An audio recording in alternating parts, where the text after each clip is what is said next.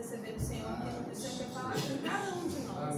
Amém. E que o Márcio seja boca do Espírito Santo em nome de Jesus. Amém. Amém. Eu estou até olhando ali para o Carlos e sorrindo, porque me parece que é um desafio da igreja, né? Sempre que eu vou pregar, eles me dão menos que meia hora. Assim, a gente passa um tempo estudando, se preparando. O Bibas falou que você ia reclamar. Como é que é? O Bibas falou que você ia Pois reclamar. mas parece que é calcular, né? Quando eu subo aqui, o tempo vai caindo, de maneira que eu tenho que estratificar aqui o que é melhor. E eu vou falar para vocês sobre uma palavra que tem me tocado há algum tempo. Vou num ritmo que a gente consiga aproveitar, e se não der para finalizar, eu finalizo em outro momento, porque eu acho que tem muita coisa importante e a gente não pode perder o que Deus quer para nós a partir dessa palavra. E eu quero que você aproveite esse tempo aqui, esse tempo que você mesmo reservou. Ó, tá vendo que minha voz está sendo aí testada também, né? Tá indo bem, tá tranquilo. Esse tempo que você mesmo reservou para estar aqui, não foi um tempo que ninguém te forçou para você estar aqui. Então, é um tempo que você decidiu reservar para aprender um pouco mais de Deus, né? Do que Deus quer para a sua vida. Então, deixe o seu coração e o seu espírito aberto, a sua mente aberta para ser ministrado. Eu costumo falar que nem tudo que eu falo aqui é aproveitável a todos, e isso é normal, é natural. Às vezes você vem para o culto e sai daqui com uma frase que vai revolucionar a sua vida. Às vezes você vem para cá e sai com uma música que vai ministrar o seu coração por um longo tempo. E às vezes você entra e sai e fica em dúvida do porquê que você veio aqui. Mas eu tenho certeza que se você abrir o seu coração, abrir a sua mente, você vai sair daqui com uma porção generosa para pensar, para raciocinar sobre ela, para meditar sobre ela e para Deus ministrar o seu coração. Então eu queria que você fechasse os seus olhos aí para a gente fazer mais uma vez uma oração. E primeiramente agradecer a presença do Senhor aqui, porque sabemos que Ele está aqui. Deus, nós estamos aqui, ó Pai, não é para te invocar. Nós estamos aqui para aproveitar desse espaço, desse tempo que o Senhor está aqui conosco. Nós estamos aqui porque amamos a Tua presença, ó Pai, é por isso que estamos aqui. Nós estamos aqui porque confiamos no poder dessa Assembleia, ó Deus. Confiamos que onde 2 ou mais estão reunidos em Seu nome, ali o Senhor se faz presente, faz milagres e faz maravilhas. Nós estamos aqui, ó Deus, reunidos porque queremos aprender mais do que o Senhor quer para as nossas vidas. E é por isso que louvamos e agradecemos o nome de Jesus Cristo. Seja esse o Teu tempo, Pai. Ministra os nossos corações e mentes. Amém? Ainda bem que eu ensaiei com o Carlos e a pregação vai falar hoje só de Jesus Cristo. Não é, Carlinhos? Cadê você? Só de Jesus. Hoje vai falar só de Jesus.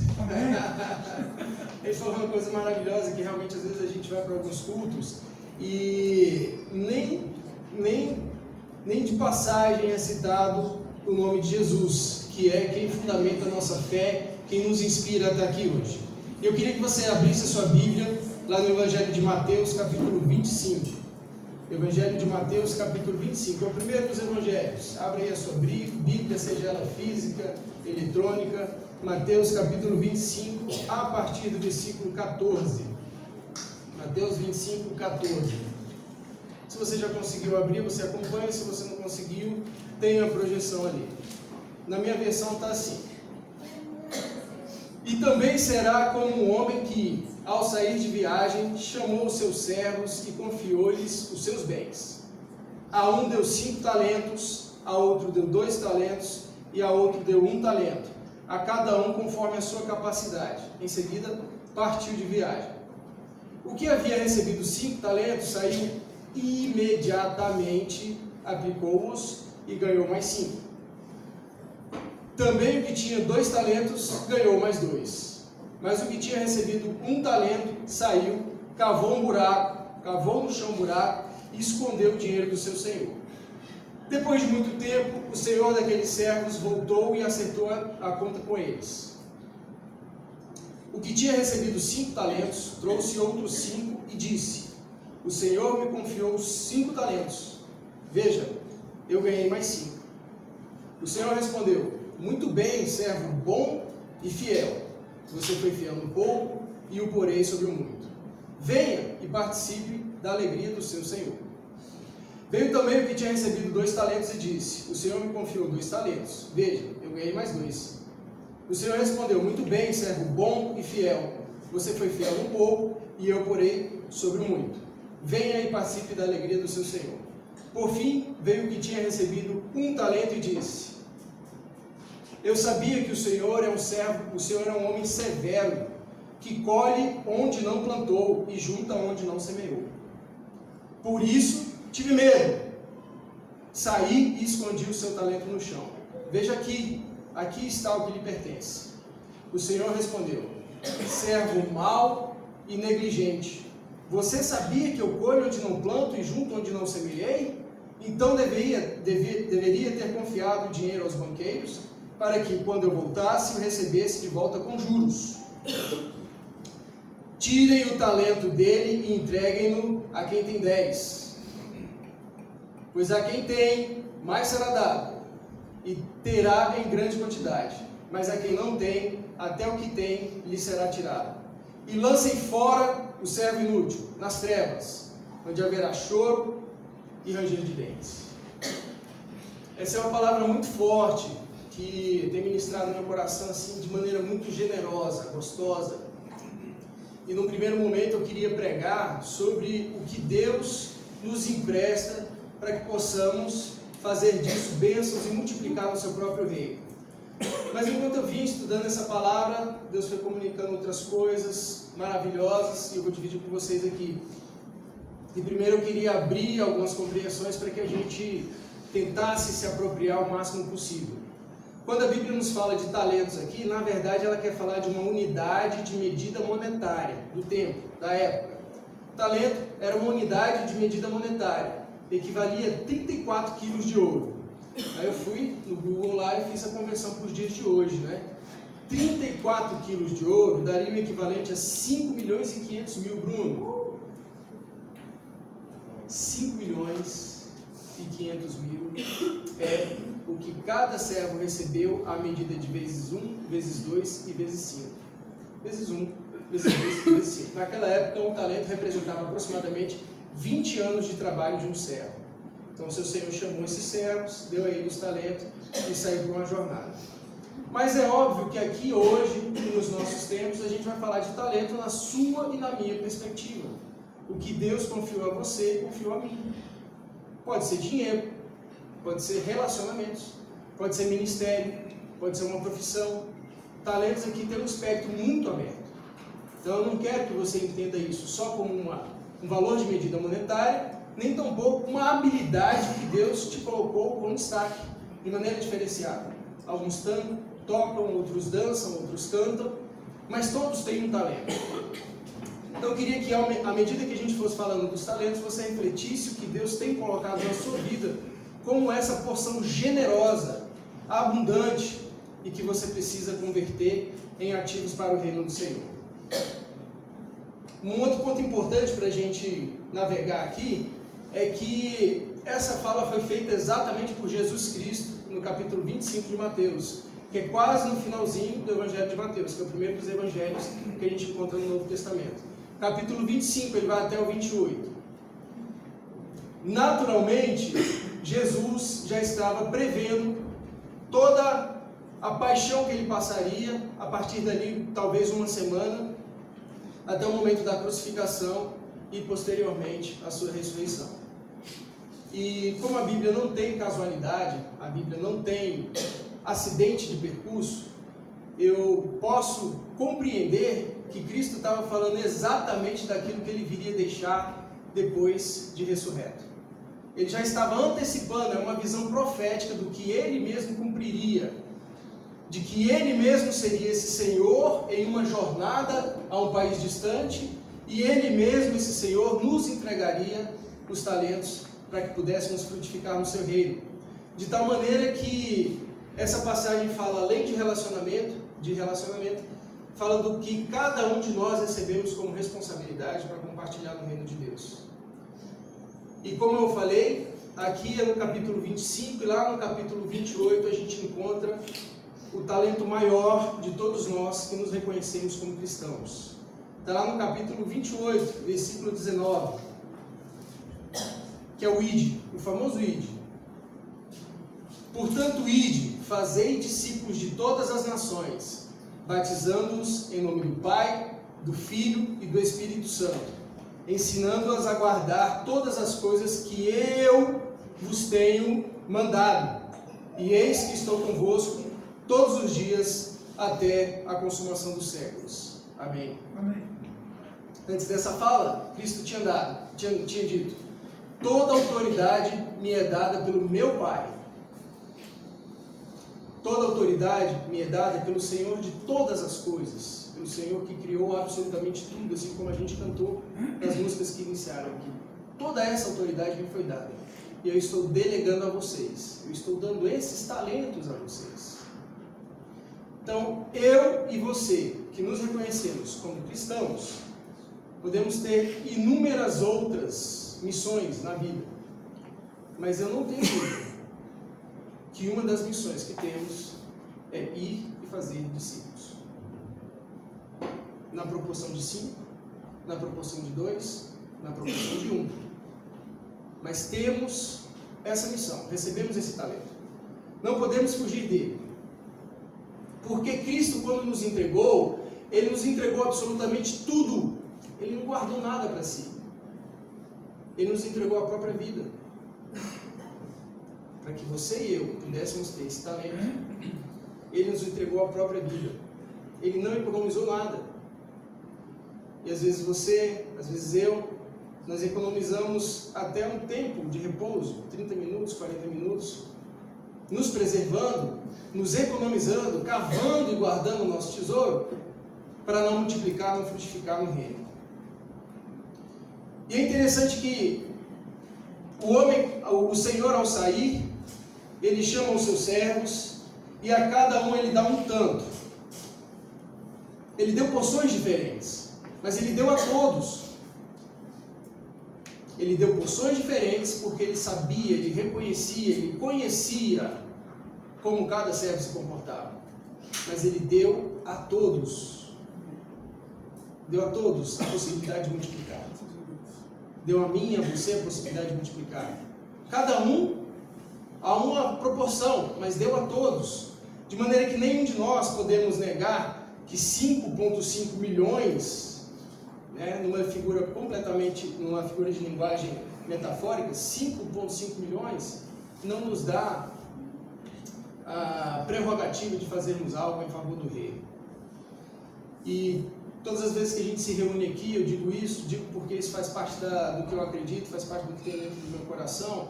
Esse tempo que a gente se reúne aqui como assembleia, não é um tempo para eu vir aqui e encher um monte de falas, de bons ensinamentos, de boas coisas, de bons alimentos, colocar dentro da minha mochila, sair para a vida para gastar sozinho. Para eu consumir o próprio alimento que eu acho que é favorável a mim mesmo. Esse momento que a gente está aqui é para você equalizar a sua vida, o seu raciocínio, o seu coração e identificar o que você pode fazer em favor da vida do outro. Porque eu te asseguro que se você está aqui sentado nesse banco, você só está porque a vida de outra pessoa foi dada em favor da sua. Sim ou não? Você só está aqui porque a vida de outra pessoa foi exaustivamente, às vezes, consumida em favor da sua. Então, se você tem a porção de 5, de 2 ou de 1, a sua missão no reino é frutificar. E a palavra nos deixa muito claro que aquele servo, embora não fosse um servo empreendedor no reino do seu Senhor, ele não era um servo inútil. Se ele fosse um servo inútil, aquele Senhor que é justo, que é um homem que colhe, como o próprio servo falou, que colhe onde não plantou, jamais manteria consigo. Imagina se eu vou manter comigo um servo que é improdutivo, que é inútil. Tudo bem, esse servo era útil.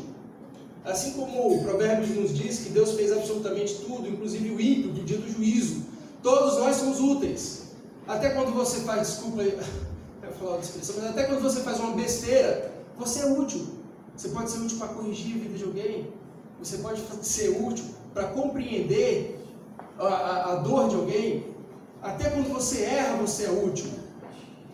Mas não significa que ser útil é ser empreendedor do reino do Senhor. Você pode ser um servo que serve todos os dias, mas que jamais vai gozar da intimidade do Pai. jamais vai gozar da intimidade do Senhor.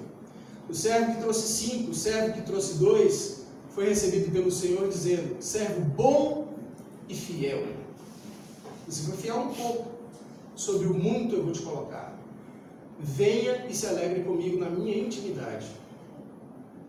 Ao passo que aquele que recebeu 1, enterrou, recebeu do Senhor a seguinte informação: você é um servo mau, você é um servo negligente.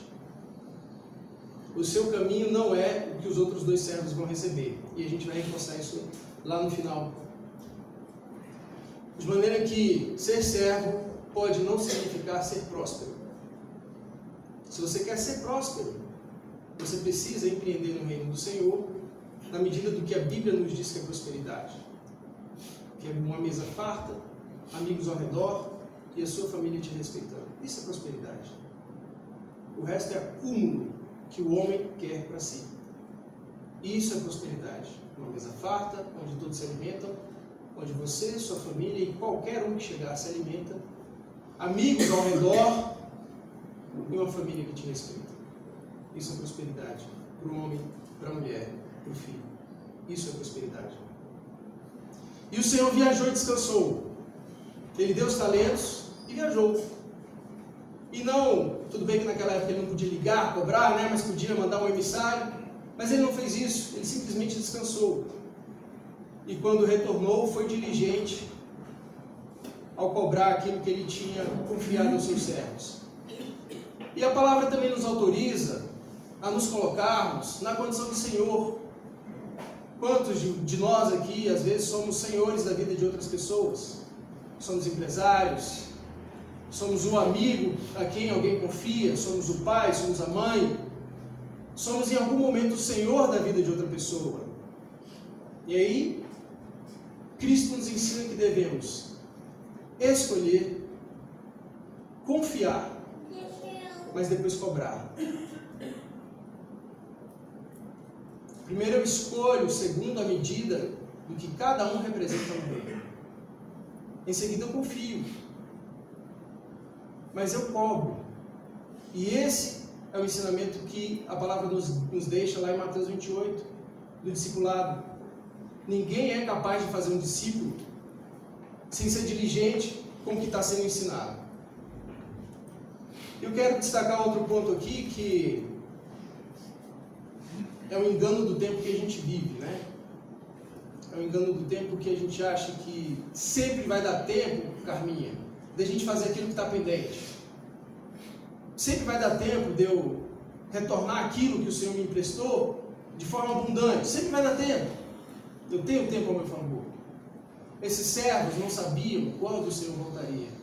E é dito aqui que foi depois de muito tempo.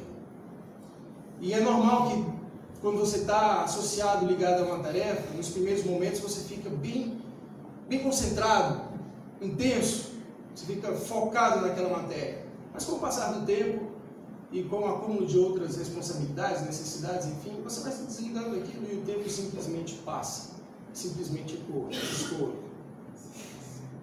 Mas há o tempo de sermos cobrados por aquilo que Deus confiou nas nossas mãos. E você e nem eu sabemos se é hoje, se é amanhã, se será daqui a 20 anos. Nem eu, nem você sabemos se o tempo de prestar essas contas é chegado, porque na vida de alguns esse tempo já é chegado, ou se será daqui a 1, 2, 3 décadas. Portanto, a gente tem que fazer igual aquele primeiro servo, que conforme a gente leu aqui, logo que ele recebeu os 5 talentos, ele foi imediatamente e aplicou. Ele foi imediatamente, ele não perdeu tempo, ele não achou, esse meu Senhor, ele vai demorar algum tempo, então eu posso primeiro descansar, relaxar. Não, ele foi imediatamente. Ele não perdeu tempo. O segundo servo, não é dito aqui na palavra se ele foi imediatamente, mas ele foi ao tempo em que deu para ele multiplicar, ele dobrar os talentos que ele tinha recebido. Mas o terceiro servo, ele de uma maneira até profética, ele cavou, ele enterrou os talentos que ele recebeu. Ele foi negligente. E aí percebam que a palavra nos diz que o único que alegou que esse senhor era mau, era severo demais, colhia onde não plantou, irmã Raqueline, arregava para si onde ele não espalhou, o único servo que alegou tudo isso foi o servo que não produziu nada. Eu já tive os meus momentos de alegação de que eu não produzi porque o servo é que é severo. Não sei você, mas às vezes a gente usa isso como muleta, né? Bom, eu só não produzo porque, assim, para eu sair desse lugar aqui, eu tenho um incômodo e o meu servo é muito severo, ele é um servo impiedoso, então é melhor, o meu senhor é impiedoso, então é melhor eu me recolher, não produzir, porque aí eu posso dizer que, na verdade, não é a minha culpa, é a severidade daquele que é o meu Senhor. O único que alegou que o Senhor tinha essas características foi o que não produziu absolutamente nada. E tem uma máxima, né, de que quando a gente quer, a gente encontra um caminho. Quando a gente não quer, a gente encontra uma desculpa. Uma desculpa de que o Senhor é severo, uma desculpa de que eu não tenho recursos, uma desculpa de que eu não tenho tempo, de que eu não sou forte o suficiente, de que eu não sou determinado o suficiente, de que Deus não me abençoou com tais condições. E aquele que traiu a confiança do Senhor chamou para si o cheiro da morte. Meus irmãos, eu costumo ler a Bíblia me relacionando com ela como a palavra de Deus. Se ela é para mim a palavra de Deus, eu preciso pressupor que ela traz para mim o que é verdade. Eu não posso fracionar e escolher o que é verdade dentro do que me agrada e simplesmente varrer aquilo que discute com a minha natureza. Não posso. E essa palavra aqui, ela é dura, porque quando no final do trecho que a gente escolheu aqui, é dito que o servo cavou um buraco, depois que ele foi prestar contas, né? O Senhor disse para ele que ele seria lançado nas trevas. Eu não imagino que seja um outro lugar que não de agonia. Eu não imagino que tenha sido uma linguagem meramente figurada, para dizer assim, olha, a partir de hoje você não vai mais conviver com a gente, você pode ir encontrar outro Senhor para você, mas eu só não quero você mais na minha presença. Não, eu não imagino que seja isso. Imagino que ele simplesmente atraiu para si a desgraça. Com a sua preguiça ou com o seu medo,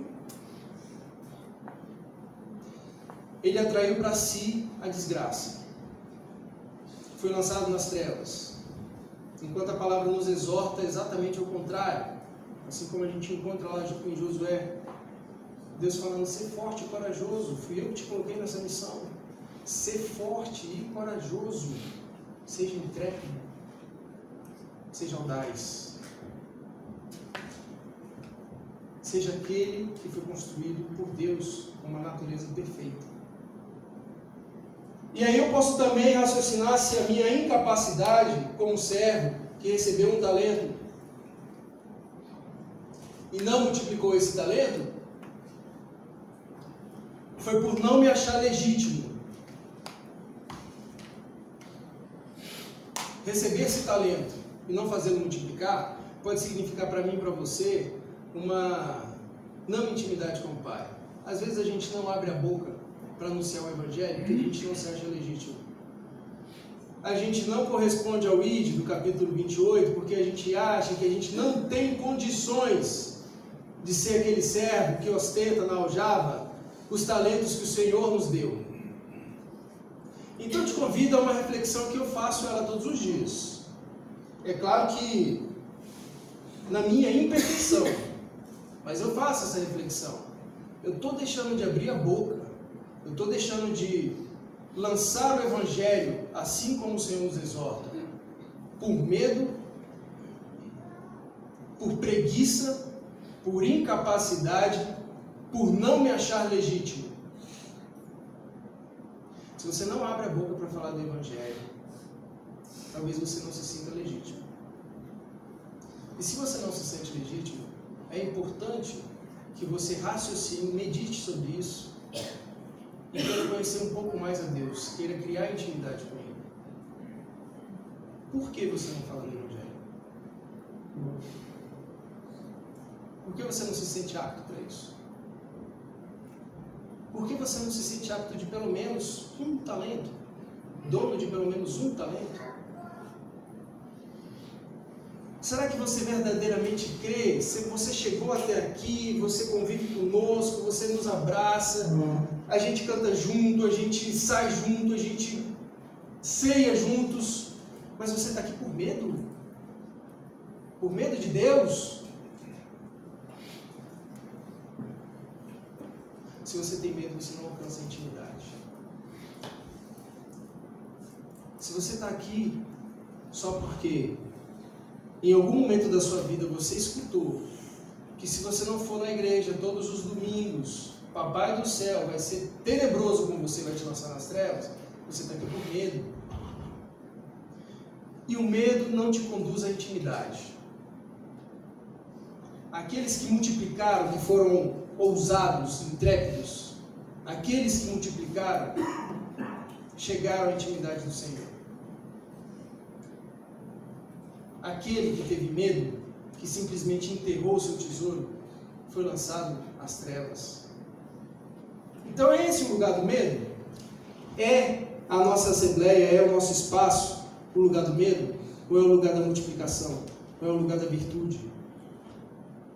Ou é o lugar que a própria palavra nos diz que cada um de nós devemos ser reconhecidos como galhos da videira, e como galhos saudáveis nós devemos frutificar, porque aquele galho que não frutifica, ele é podado, ele é cortado e lançado fora, e depois que ele é lançado fora, ele seca, queima e deixa de existir.